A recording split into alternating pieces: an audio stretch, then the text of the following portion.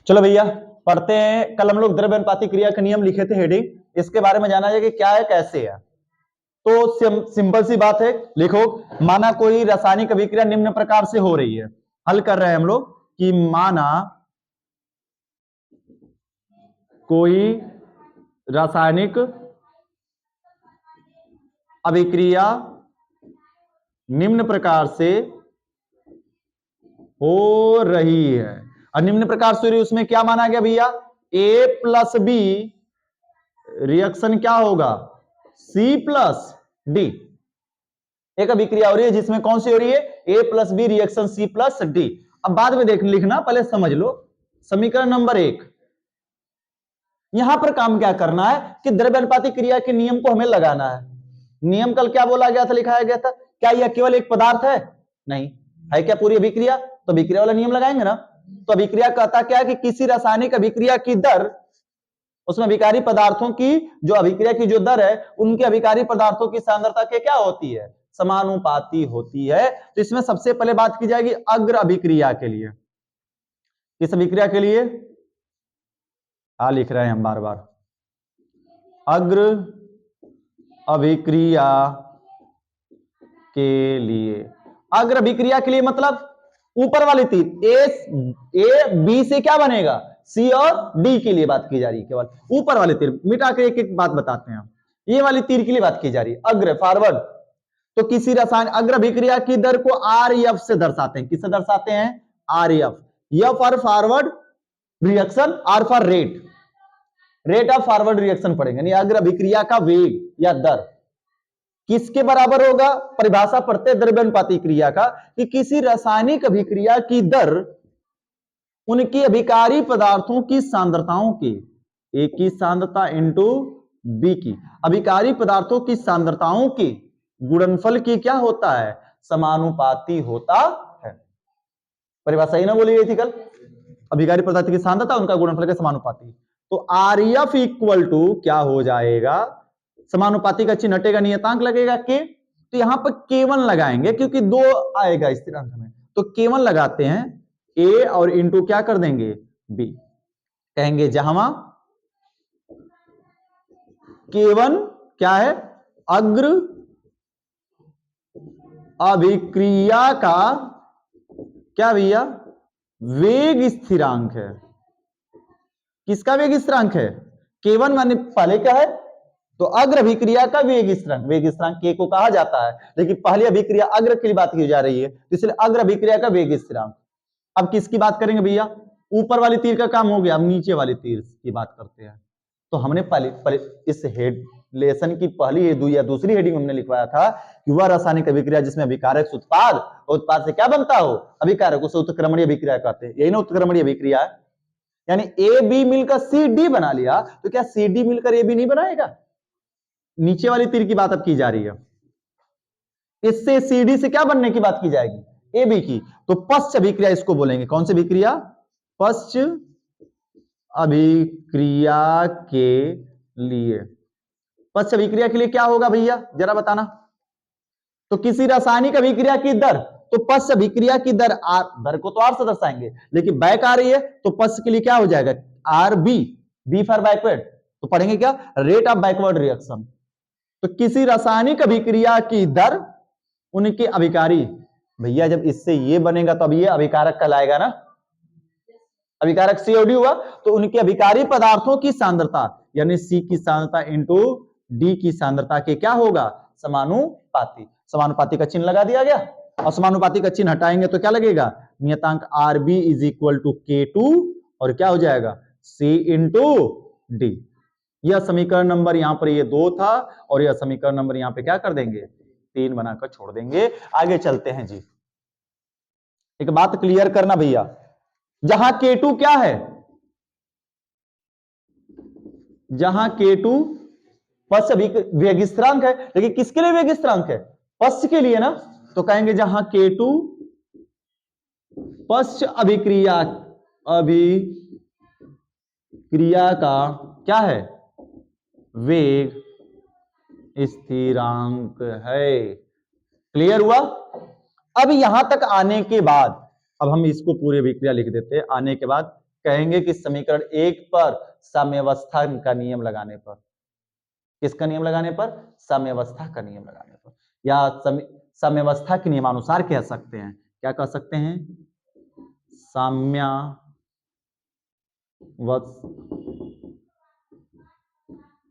साम्यावस्था। क्या लिख रहे हैं जी हम? दिमाग घबरा गया क्या आज पढ़ाते पढ़ाते?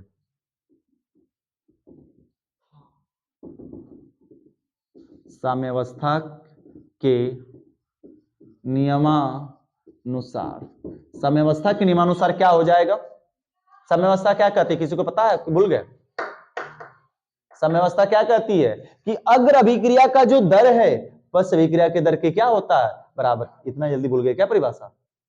साम्यावस्था में हमने यही लिखा था कि किसी उत्क्रमणीय अभिक्रिया की अग्र अभिक्रिया की दर पश्च अभिक्रिया की दर के क्या हो जाती है? बराबर हो जाती है, तो उसी को साम्यावस्था कहते हैं। और शर्त में भी हमने लिखवाया था भैया कि आरएफ इक्वल टू क्या हो जाता है? आरबी।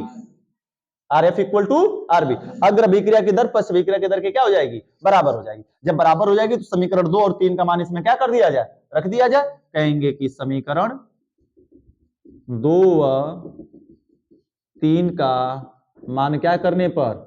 रखने पर। रख दो भैया, इसमें क्या हो जाएगा? रखेंगे तो आरएफ का मान क्या हो जाएगा?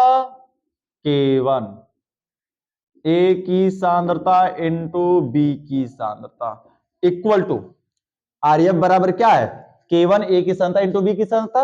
आरबी इज इक्वल टू क्या भैया? K2 सी की सांद्रता इंटू डी की सांद्रता, यही ना है? Kb इक्वल टू, अब हमको क्या करना है कि K1 बटा के K2 करना है, तो इसको इधर भेजेंगे। जब इसको इधर लाएंगे तो K1 बटा के क्या हो जाएगा? K2, और ये इधर चला जाएगा, तो सीधा साधारण सी बात क्या हो जाएगी? K1 बटा के K2 इक्वल टू, जब इधर आया ये तो इस वाले को इधर भेजेंगे। उस साइड क्या है? C की सांद्रता इंटू डी की सांद्रता बटे के क्या हो जाएगा? ए की सांद्रता इंटू बी की सांद्रता, यही होगी। इतना करने के बाद अतः हम जानते हैं, अतः क्या जानते हैं भैया कि Kc इक्वल टू होता है K1 बटा के K2। Kc इक्वल टू क्या होता है? K1 बटा के K2। तो जहां जो Kc है उस Kc को क्या कहते हैं? साम्य स्थिरांक। साम्य के कारण स्थिरांक आया दोनों के बराबर, तो उसको क्या कहेंगे? साम्य स्थिरांक है। जहां Kc क्या है? एक साम्य स्थिरांक है, तो K1 बटा के K2 की जगह क्या रख देंगे हम? Kc, यानी K1 बटा के K2 Kc के बराबर होगा। Kc इक्वल टू क्या हो जाएगा? C की सांद्रता इंटू डी की सांद्रता बटे के ए की सांद्रता इंटू बी की सांद्रता। ये डेरिवेशन याद हमको रखना है, यही Kc के बराबर आएगा। तो Kc क्या कहता है, या वेग स्थिरांक या साम्य स्थिरांक क्या कहता है? कहता है कि उत्पाद की सांद्रताओं का गुणनफल और बटे के किसकी सांद्रताओं का? अभिकारक की सांद्रताओं का गुणनफल कर दीजिए, सीधा सीधा मामला तय। हर बार इतना थोड़ा डेरिवेशन हल किया जाता है। आगे जब न्यूमेरिकल हल करेंगे तो क्या न्यूमेरिकल में डेरिवेशन हल करेंगे बैठकर? नहीं, हम Kc बराबर निकालना हो तो सीधे क्या करेंगे? Kc बराबर अगर निकालना होगा किसी अभिक्रिया के लिए, अगर कोई अभिक्रिया दे दी गई कि Kc निकालिए, तो उसमें उत्पाद की सांद्रता और बटे के किसकी सांद्रता कर देंगे? अभिकारक की सांद्रता, सीधा सीधा मामला बराबर। नहीं समझ में आता आई? अगर जैसे यहां पर दे दिया गया एक रिएक्शन, छोटा सा समझ लो कि PCl5 दे दिया, रिएक्शन हो रहा है PCl3 प्लस Cl2, और कह दिया कि इसका Kc बनाइए या Kc लिखिए, तो क्या लिखोगे? Kc बराबर, Kc बराबर डायरेक्ट क्या लिखोगे? उत्पाद की सांद्रता, उत्पाद की सांद्रता का गुणनफल। ठीक है जाना, यहां तक ये दिखाई दिया है ना? उत्पाद की सांद्रता का गुणनफल और बटे की किसकी सांद्रता हो जाएगी? अभिकारक। तो उत्पाद की सांद्रता मतलब किसकी? PCl3 की सांद्रता और इनटू किसकी? Cl2 की सांद्रता, और बटे में अभिकारक तो केवल एक ही है ना, तो अभिकारक कौन सा हो जाएगा? PCl5 की सांद्रता। हो गया सीधा सीधा मामला। तो ऐसे ही बनाना भाई, हालांकि क्वेश्चन आएगा, भी घबराओ नहीं, क्वेश्चन आएगा लगाएंगे। इतना उतार लो भैया, इतना उतारो फटाफट। अब दिखाई नहीं दे रहा बच्चा, तो इधर क्यों नहीं बैठ जा रहे हो? दिखाई दे रहा है? ठीक, अब आगे समझा जाए। हम लोगों ने पढ़ लिया क्या, द्रव्य अनुपाती क्रिया के नियम के अनुप्रयोग जान लिए, लेकिन इसमें एक नया शब्द आया हमें जानने के लिए, क्या, साम्य स्थिरांक, केसी आया। तो इसकी परिभाषा भी होती है, जाना जाएगा साम्य स्थिरांक क्या है, किसे कहते हैं, कैसे होगा। अब देखो इसका जो मात्रक है वो निश्चित नहीं होता है जी। अगर सही मात्रक लिखा दीजिए, अभी प्रेजेंट टाइम में मात्रक इसका अलग है, 0 है, एक भी मात्रक नहीं होगा। मात्रक इसका डिपेंड करेगा अभिकारक अणु की जो सांद्रता के पावर लगी होगी, वो पावर के ऊपर डिपेंड करेगा कि कितना कितना पावर है।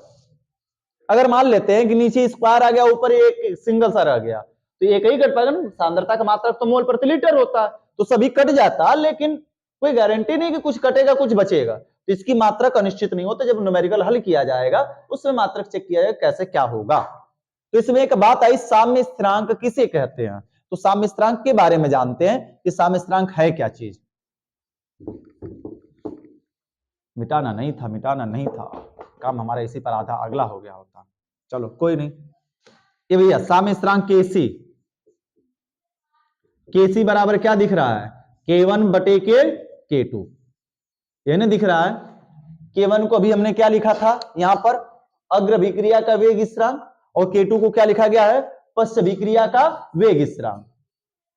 यानी यह स्पष्ट है कि किसी रासायनिक अभिक्रिया के अग्र अभिक्रिया के वेग स्थिरांक और पश्च अभिक्रिया के वेग स्थिरांक के अनुपात को ही क्या कहते हैं हमें, किसी रासायनिक अभिक्रिया के अग्र अभिक्रिया के वेग स्थिरांक और पश्च अभिक्रिया के वेग स्थिरांक के अनुपात को ही क्या कहा जाता है, साम्य स्थिरांक कहा जाता है। क्लियर हुआ? तो चलो लिखो परिभाषा। साम्य स्थिरांक बोले, देखो किसी रासायनिक अभिक्रिया के, किसी रासायनिक अभिक्रिया के या उत्क्रमणीय अभिक्रिया के अग्र अभिक्रिया का वेग स्थिरांक, किसी रासायनिक अभिक्रिया के अग्र अभिक्रिया का वेग स्थिरांक, अग्र अभिक्रिया का वेग स्थिरांक और पश्च अभिक्रिया के वेग स्थिरांक के अनुपात को ही, और पश्च अभिक्रिया के वेग स्थिरांक के अनुपात को ही, पश्च अभिक्रिया के वेग स्थिरांक के अनुपात को ही साम्य स्थिरांक कहते हैं। साम्य स्थिरांक कहते हैं, साम्य स्थिरांक कहते हैं। इसे केसी द्वारा प्रदर्शित किया जाता है, इसे केसी द्वारा प्रदर्शित किया जाता है।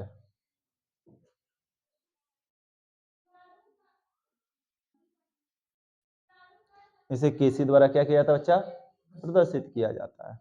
बातें समझ में आ गई? चलो जी आगे समझते हैं क्या कैसे होगा। ठीक, फार्मूला लिखो, फार्मूला केसी को टू K1 बटा के K2। वहां पर क्यों फार्मूला लिख रहा है,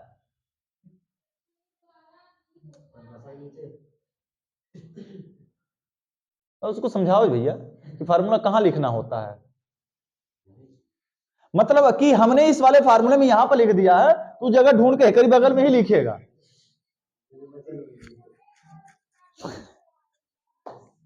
अरे जो केसी की परिभाषा लिखो उसके नीचे लिखना था गधा।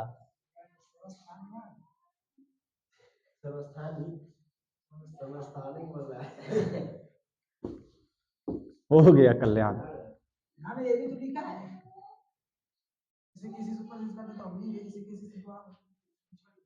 हाँ तो वही जो लिखना, तो पहले कहां लिख रहा था।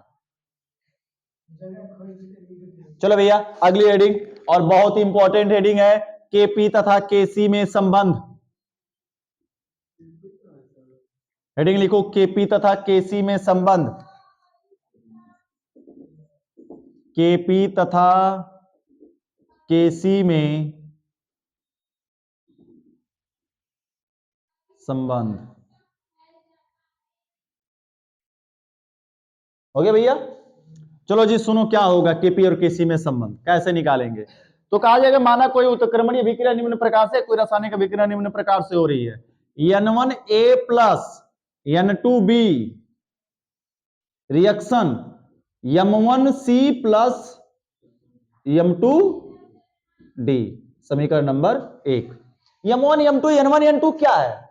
कुछ नहीं, अभिक्रिया के आगे अभिकारक अणुओं की वह संख्या है। अरे जैसे किसी रसायन में 2H2 लिखा गया हो तो ये जो 2 है यही है, 3 4 आगे लिख दिया, जैसे I2 हमने लिख दिया, 3I2 लिख दिया, तो यही है n1 n2 m1 m2, number यानी संख्या, ठीक है ना। तो किसी रासायनिक अभिक्रिया के आगे लगे हुए अणुओं की संख्या। सेम अभी जो काम किया हमने वही सारा का सारा काम अभी आधा करना है। अभी जो किया गया क्या कहेंगे? कहेंगे कि अग्र अभिक्रिया के लिए, अग्र अभिक्रिया के लिए किसी रासायनिक अभिक्रिया की दर क्या होगी? आरएफ, उसके अभिकारी पदार्थ ए और बी ना है, अभिकारी पदार्थ की सांद्रता के गुणनफल की क्या होगी? समानुपाती। लेकिन सर जी n1 n2 क्या होगा? अब सुनो, यहां पर n1 n2 जो दिया होगा वह उसकी सांद्रता के पावर में चला जाएगा। जो आगे संख्या दी गई होगी, संख्या कहां चली जाती है? उसकी सांद्रता के पावर में। तो यानी कि यह पावर हो जाएगा n1 और इसके पावर क्या हो जाएगा? n2। बी की आगे n1 है, सॉरी बी के आगे n2 है तो n2, ए के आगे n1 है तो क्या हो जाएगा? n1।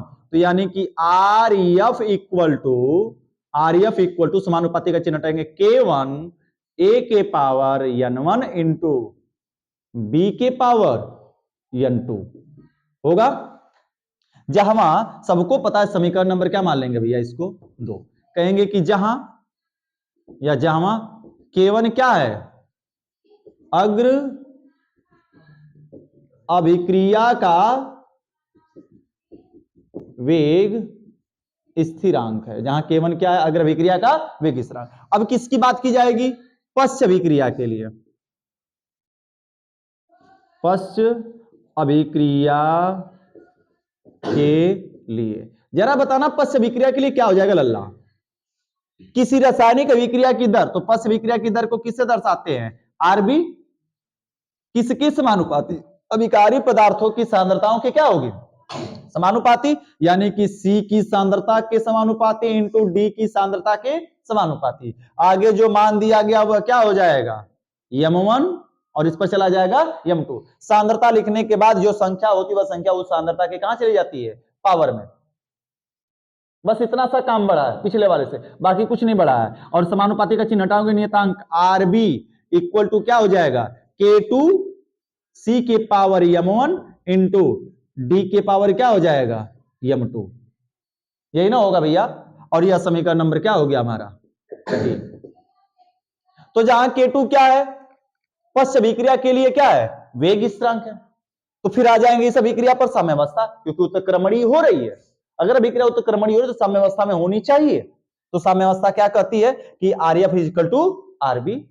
तो चलो भैया, आरएफ का मान समीकरण 1 का मान यहां से रखेंगे, समीकरण 2 और 3 का मान रखने पर आरएफ आरबी, तो आरएफ का मान यहां पर है n1 n2 और इस पर क्या है? m1 और इस पर क्या है? m2। तो यहां पर क्या बन जाएगा? k1 बटा के k2 करेंगे तो c के पावर क्या आ जाएगा? m1 और इस पर हो जाएगा m2 और यहां पर हो जाएगा n1 और इस पर हो जाएगा n2। तो k1 बटा के k2 किसके बराबर होता है? kc की इक्वल होता है। तो kc की इक्वल होगा तो इसकी पावर लिख देंगे भैया हम यहां पर, क्या हो जाएगी? m2 m1 m2 n1 और n2। समीकरण नंबर 4 बनाकर छोड़ेंगे, आगे फिर ले चलेंगे। पहले इतना उतारो फिर आगे हल किया जाए इसको। तो शुरू से कहा, नया सिरा है ना, नया चीज है, उतारो। अब आगे चला जाएगा।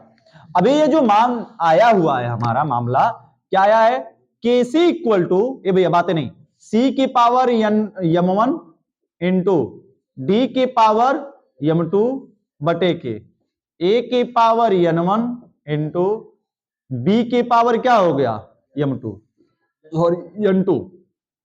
यह तो सांद्रता के केस में आई है ना, केसी के केस में। अब हमको इसको किस केस में कन्वर्ट करना है? केपी के केस में बदलना है। यह सांद्रता स्थिरांक कहा जाएगा इसको, और उसको दाब स्थिरांक कहेंगे। तो कहा जाएगा यहां पर समीकरण नंबर कितना था? 4। तो कहेंगे समीकरण 4 में साम्य स्थिरांक के स्थान पर आंशिक दाब दाब प्रयोग करने पर आंशिक दाब लगाएंगे, यानी कि जहां जहां सी है, जहां जहां सी लिखा गया है, सी को पी में बदलें। सी फॉर सांद्रता, सांद्रता को किस में बदलेंगे? प्रेशर में बदलेंगे, पी में कन्वर्ट करेंगे। चलो बदलते हैं। के है, सी को किस में बदल दिए? पी में। यह बड़ा कोष्टक किसको रिप्रेजेंट कर रहा है? बड़ा कोष्टक किसको दर्शाता है? बोल गए? वाह, बस। यह बड़ा कोष्टक किसको प्रदर्शित? वाह वाह वाह, साम्य स्थिरांक, साम्य अवस्था। और अरे गधों, इस सांद्रता 10वीं क्लास से पढ़ते आ रहे हो, पीएच की सांद्रता। सांद्रता है या मोलर सांद्रण या सक्रिय द्रव्यमान, तो क्या कहेंगे भैया? छोड़ो, यहां पर साम्य स्थिरांक की जगह पर हम कर देते हैं सक्रिय द्रव्यमान। समीकरण 1 में सक्रिय द्रव्यमान के स्थान पर या मोलर सक्रिय द्रव्यमान के स्थान पर साम्य आंशिक दाब प्रयोग करने पर। तो देखो इसको क्या पढ़ रहे हैं भैया? ऐसे लिखकर सी लिखा है, तो पढ़ते क्या है? सी की सांद्रता। अगर इसको प्रेशर में बदलना होगा तो कैसे बदलेंगे? कहेंगे कि सी का दाब, पीसी। जैसे सी की सांद्रता पढ़ते हैं तो सांद्रता को किस में बदलना है? सांद्रता को किस में बदलना है? दाब में। ठीक है, तो इसको क्या पढ़ेंगे? सी की दाब, और पावर कितना हो जाएगा? m1 इंटू, इसको पढ़ते हैं हम लोग डी की सांद्रता। किसकी सांद्रता? डी की सांद्रता। और डी की सांद्रता को पीडी लिख सकते हैं कि नहीं लिख सकते हैं? पीडी। पीडी का मतलब क्या हो जाएगा? डी का दाब, पावर कितना हो जाएगा? m2। ठीक है ना, बटे में भैया इसको पढ़ते ए की सांद्रता। क्या हुआ? आधा बचा पड़ा है सबका, बस छोड़ना। अब यहां पर आगे क्या लिख सकते हैं? ए का दाब पावर n1 और इंटू बी का दाब पावर कितना हो जाएगा? n2। अब आंशिक दाब का नियम इस पर लगाएंगे और आगे हल करेंगे। आगे इसके कल हल किया जाएगा, इतना लिखकर छोड़ दो भैया, बढ़ा लो।